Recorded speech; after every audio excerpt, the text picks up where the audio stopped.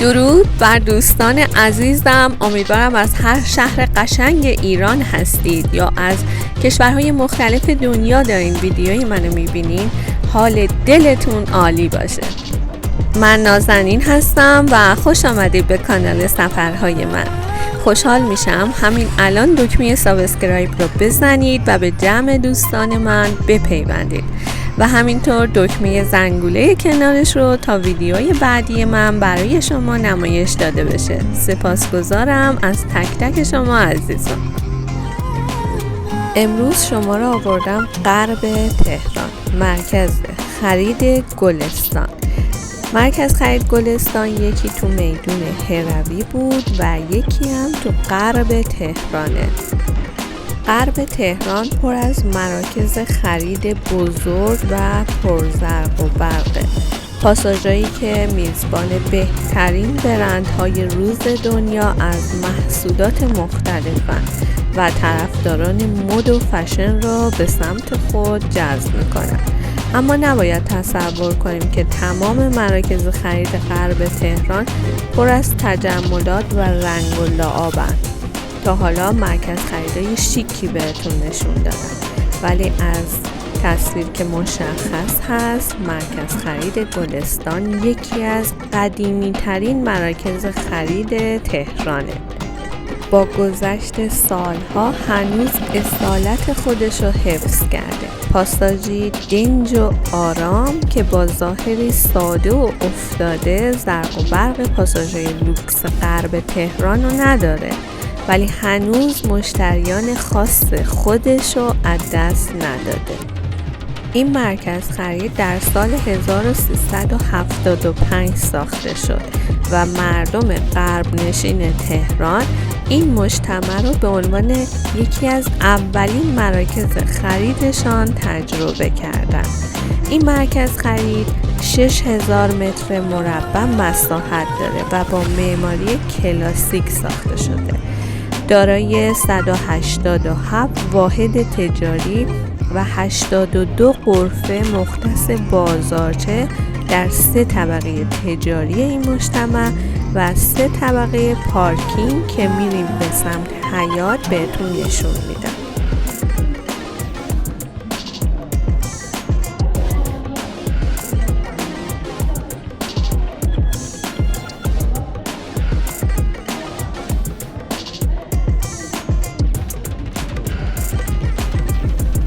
گلستان یک مرکز خرید دوست داشتنی با معماری سنتی.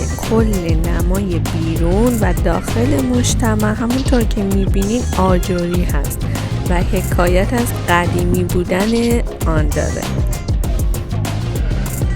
معماری مجتمع طوریه که به هنگام قدم زدن در آن به سمت همه مغازه‌ها هدایت میشی و در نهایت باز به همان قسمت اول برمیگردی.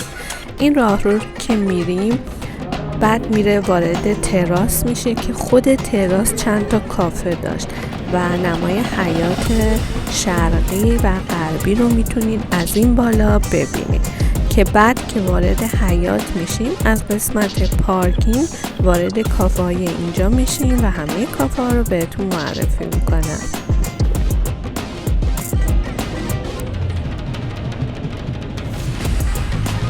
قیمت 1 متر آپارتمان در خیابون ایران زمین اگر نوساز باشه از متری 150 میلیون شروع میشه به بالا، ولی توی اطراف ایران زمین، اطراف این محله، آپارتمان 21 سال ساخت 72 متره از متری 90 میلیون شروع میشه به بالا.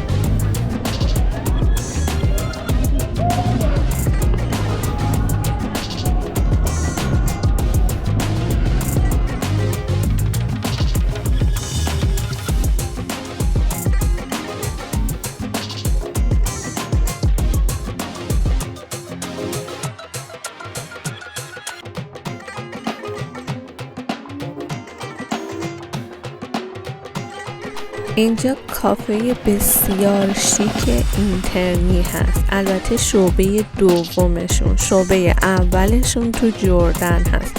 همونطور که توی فیلم میبینین ایده از ساخته ها و ساختمان های یونانی گرفته شده و وقتی داخلش قدم میزنی احساس میکنی واقعا داخل یونان هستی.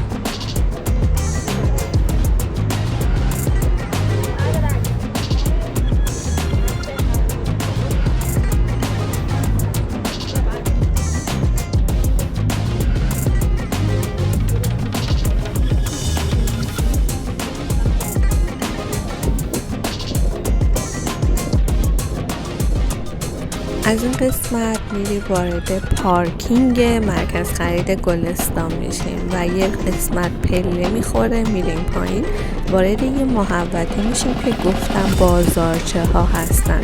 تو این قسمت املاک، سوپرمارکت، آرایشگاه و خیلی مغازه‌های شیرینیجات و ترشیجات بود. این مسیر رو که ادامه میدیم به پله ها میرسیم و پله ها رو که بریم بالا وارد محوطه شرقی و غربی میشیم که کافه ها و رستوران های زیادی اونجاست.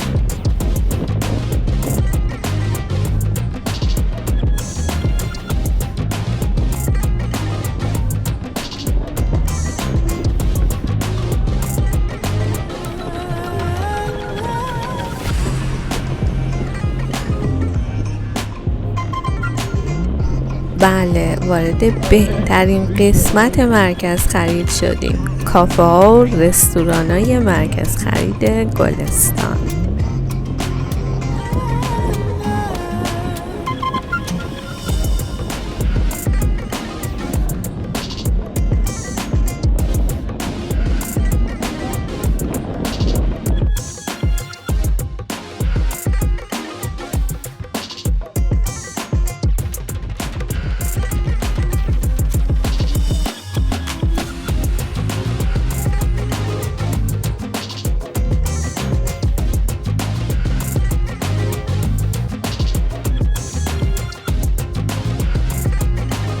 کافه تومو و کافه لایم توی این قسمت هستم. بریم با همدیگه فضای بیرون این کافه ها و داخل و همچنین روف گاردنشون رو ببینیم.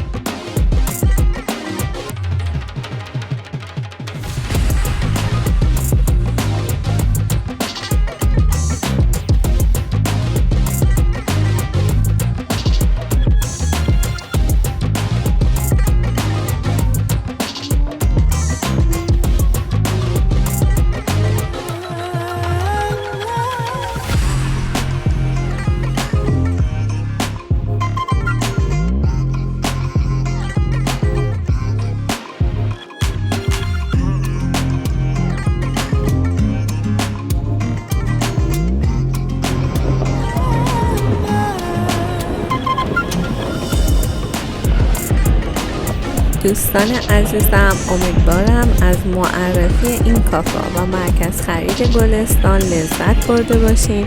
خیلی دوستتون دارم و تا ویدیوی دیگر بدرود.